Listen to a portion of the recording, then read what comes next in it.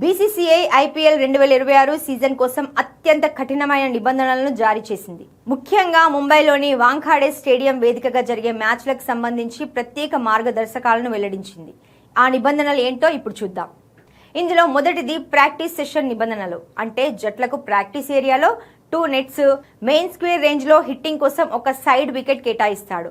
వాంఖాడేలో 2 జట్లు ఒకేసారి ప్రాక్టీస్ చేస్తే ఒక్కో జట్టుకు 2 పిచ్లను కేటాయిస్తారు. అలాగే మైదానంలో ఎటువంటి ఓపెన్ నెట్స్ అనుమతించబడవు. ఒక జట్టు ప్రాక్టీస్ త్వరగా ముగిసినా ఆ పిచ్ ను మరో జట్టు ఉపయోగించుకోవడానికి వీల్లేదు. ఇక ఇందులో మూడవది, మ్యాచ్ జరిగిన రోజున ఎటువంటి ప్రాక్టీస్ సెషన్లు నిర్వహించకూడదు. ఇప్పుడు రెండవ రూల్ క్రమశిక్షణ మరియు డ్రెస్ కోడ్ కు సంబంధించినది. అంటే డ్రెస్సింగ్ రూమ్, ఫీల్డ్ ఆఫ్ ప్లేలోకి కేవలం గుర్తింపు కార్డు ఉన్న సిబ్బందిని మాత్రమే అనుమతిస్తారు. ఆటగాళ్ల కుటుంబ సభ్యులకు లోపలికి అనుమతి లేదు. ఇందులో మరొక రూల్ ప్రయాణం. అంటే ఆటగాళ్లందరూ ఖచ్చితంగా టీం బస్లోనే ప్రయాణించాల్సి ఉంటుంది. ఇక మూడవది dress code. Post match presentation సమయంలో ఆటగాళ్లు ఫ్లాపీ హ్యాట్స్ లేదా స్లీవ్లెస్ జెర్సీలు ధరించకూడదు. దీంతో ఈ నిబంధనలను ఉల్లంఘిస్తే భారీ జరిమానాలు మరియు క్రమశిక్షణ చర్యలు ఉంటాయని బీసీసీఐ స్పష్టం చేసింది.